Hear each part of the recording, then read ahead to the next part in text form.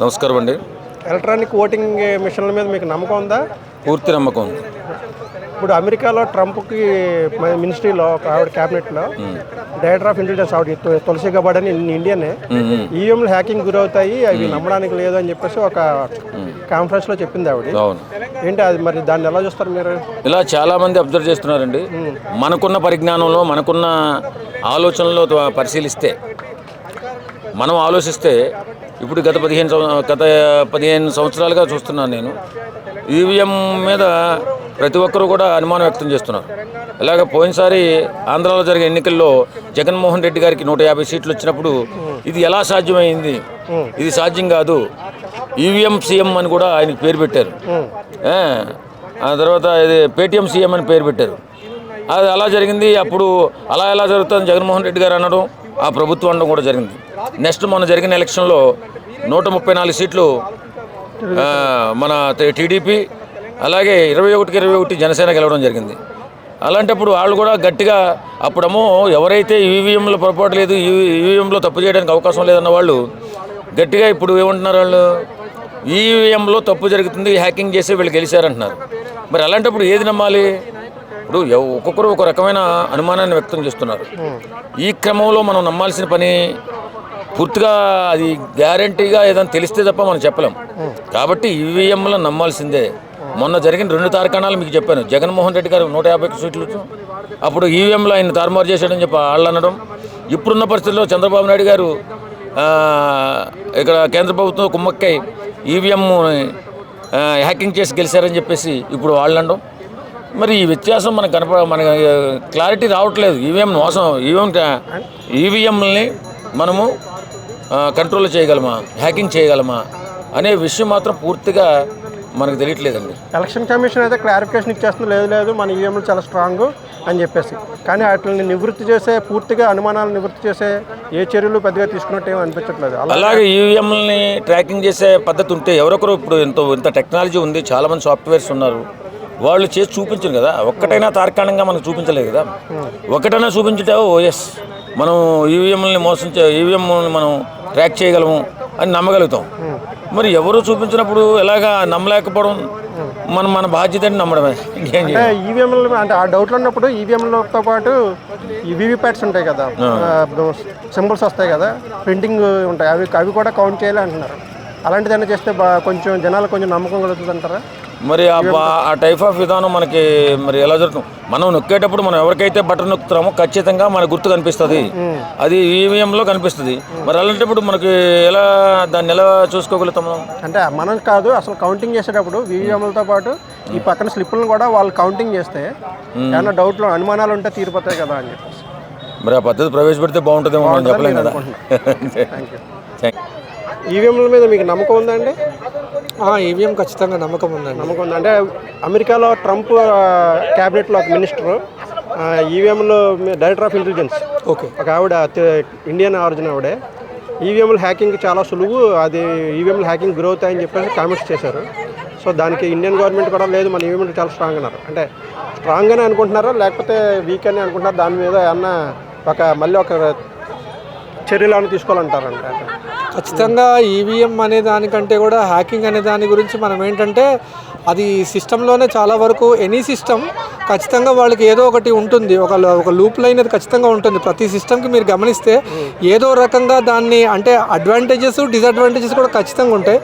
కాకపోతే మన దగ్గర ఎప్పుడు కూడా మన అందరూ అనేది ఎందుకంటే ఈ ఎలక్ట్రానిక్ డివైస్ ఏదైతే ఉన్నాయో ఇప్పటికి కూడా చాలా దేశాల్లో ఏంటంటే బ్యాలెట్ పద్ధతి ఉంది.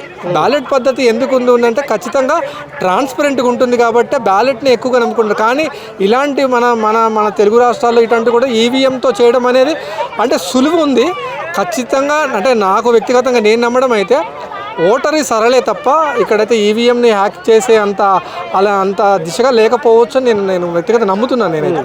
అంటే ఎలక్షన్ కమిషన్ కూడా ఇటువంటి అనుమానాలకి నివృత్తి చేసే విధంగా ఏ చర్యలు తీసుకోవట్లేదు పెద్దగా. హ్యాకింగ్ కాదు, సాధ్యం కాదు అంటున్నారు తప్ప. సో జనాలకి వాటికి క్లారిటీ ఇచ్చే విధంగా ఏదైనా చర్యలు తీసుకుంటే బాగుంటుంది అనుకుంటున్నారా? ఖచ్చితంగా. అంటే ఇప్పుడు జరిగిందా జరగలేదన్న దాని గురించి మనం మాట్లాడితే దాన్ని పూర్తిగా నమ్ముతామా లేదా అనేది మార్చుంటే అక్కడ ఏదన్నా హ్యాక్ చేసే ప్రమాదం పొంచి ఉంది కాబట్టి ఖచ్చితంగా మరి మళ్ళీ బ్యాలెట్ పద్ధతికే వస్తే బాగుంటుంది కదా. ఖచ్చితంగా బ్యాలెట్ పద్ధతి అనేది చాలా ట్రాన్స్పరెంట్ కదా. బ్యాలెట్ పద్ధతి చాలా మంచి పద్ధతి. యాక్చువల్గా చాలామంది ఇప్పటికి కూడా కోరుకుంటున్నారు అదే. ఎందుకంటే బ్యాలెట్ని అయితే అది ఎలక్ట్రానిక్ డివైస్ కాదు కాబట్టి ట్రాన్స్పరెంట్గా ఉంటుంది. ఖచ్చితంగా దాన్ని బట్టి ప్రజల ఓటర్ సరళ అనేది ఖచ్చితంగా వేరే అనుమానాలకు తావివ్వకుండా ఉంటుంది కాబట్టి ఖచ్చితంగా బ్యాలెట్ అనే దాని మీదే బాగుంటుందని నా అభిప్రాయం. ఎలక్షన్ కమిషన్ కూడా కొంచెం ఇట్లా ఈ దిశగా ఆలోచిస్తే బాగుంటుందని అనుకుంటారా? ఖచ్చితంగా చాలామంది ప్రతిసారి ఎలక్షన్స్ వచ్చినప్పుడు ఈవీఎంలు వద్దు బ్యాలెట్ ముద్దు అనే దానికి ఎప్పుడు స్లోగన్స్ ఇస్తూనే ఉన్నారు. అది వాస్తవం కూడా, ఎందుకంటే జరిగే ప్రమాదం ఉంది కాబట్టి. ఎందుకంటే కార్పొరేట్ సెక్టార్స్కి ఏంటంటే ఈవీఎం దానికి సంబంధించింది ఏదైనా దానికి ఉన్న ఎలక్ట్రానిక్ డివైస్కి ఏదైనా కంపల్సరీ అవకాశం ఉంది కాబట్టి ఖచ్చితంగా చేయొచ్చు. అంటే వచ్చిన ఫలితాలన్నీ ఈవీఎం హ్యాక్ వల్ల వచ్చాయనేది పూర్తిగా చెప్పలేం. కాకపోతే మనం సూక్ష్మంగా ఓటర్ సరళిని పరిశీలిస్తే మరి మనం ఇప్పుడు ఒక్కొక్కసారి మనం కూడా చాలా వరకు మనకేంటంటే మనం కూడా ఎగ్జిట్ పోల్స్ ఇస్తుంటాం సాధారణంగా. అంటే రాజకీయ విశ్లేషకులు కాకపోయినా సమాజం మీద వ్యవస్థ మీద కొద్దో గొప్ప అవగాహన ఉన్న వాళ్ళకి ఇక్కడ వీళ్ళు గెలుస్తారు, అక్కడ వాళ్ళు గెలుస్తారు, ఇక్కడ నుంచి ఈ ఓటు ఇంత వస్తుంది, అక్కడ నుంచి ఆ నాయకుడికి ఇన్ని ఓట్లు పడుతున్నాయన్న కాబట్టి ఆ ఓటర్ సరళి రిజల్ట్స్ వస్తున్నాయి కాబట్టి ఈవీఎం హ్యాక్ అనేది లేకపోవచ్చు. అవాస్తవమే నేను అంత అనుకుంటున్నాను. ఓకే, థ్యాంక్ యూ అండి. Director of intelligence America Trump క్యాబినెట్లో ఒక మినిస్టర్ లాంటిది ఆవిడ ఈవీఎంలు హ్యాకింగ్ గురవుతాయి, అవి ఈవీఎంలు అంత స్ట్రాంగ్ కాదు అని చెప్పేసి ఒక కామెంట్స్ చేసింది. ఏంటి మీరు నమ్ముతారా? ఇండియాలో ఈవీఎంసే కదా జరుగుతాయి, సో ఈవీఎంలు ఉండాలంటారా తీసేయాలంటారా? ఈవీఎంలు హ్యాక్కి గురవుతాయి అనేది పచ్చి అబద్ధం అండి. ఎందుకంటే ఇప్పుడు దాదాపు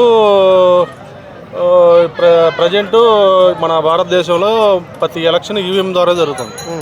ఈవీఎంలు హ్యాక్ అయ్యే పని అయితే పైన ప్రధానమంత్రి గారు మోడీ గారే ఉంది కదా, ఇప్పుడు ఆయన హ్యాక్ చేసే పని అయితే ఒకవేళ మోడీ గారు ఆయన చేతుల పనేగా. తెలంగాణలో మరి బీజేపీ అధికారంలో రావచ్చుగా, లేదు కర్ణాటకలో బీజేపీ అధికారంలో రావచ్చుగా, లేకపోతే తమిళనాడులో బీజేపీ అధికారంలో రావచ్చుగా. అతని చేతుల పని కదా. ఒకవేళ హ్యాక్ చేసే స్టామినా ఎవరికైనా ఉండుంటే మరి దేశం మొత్తం వాళ్ళ పార్టీ తెప్పించుకోవచ్చు. అనేది శుద్ధ అబద్ధము. ఎవరు పరిమాణంలో అంటూ ఉంటారు చెప్తే ఈవీఎంలను హ్యాక్ అనే మాత్రం అసలు జరగని పని. ఎందుకంటే అది సాఫ్ట్వేరు అంతా కట్టడంగా ఇప్పుడు నేను కూడా 2-3 పర్యాయాలు ఎలక్షన్లో బూత్ ఏజెంట్గా ఉన్నాయి. ముందు మేము బూత్లోకి వెళ్ళగానే మొన్న ఇక్కడ ఎల్లారెడ్డి కూడా మన ఎలక్షన్స్కి బూత్ ఏజెంట్గా కూడా ఉన్నాను నేను యూసఫ్ కోటలో. ముందు మనం లోపలికి వెళ్ళగానే అక్కడ ఉన్న ఎంప్లాయీస్ చూపిస్తారు ఈవీఎం అది నొక్కి కరెక్ట్గా ఉందా లేదా అనేది.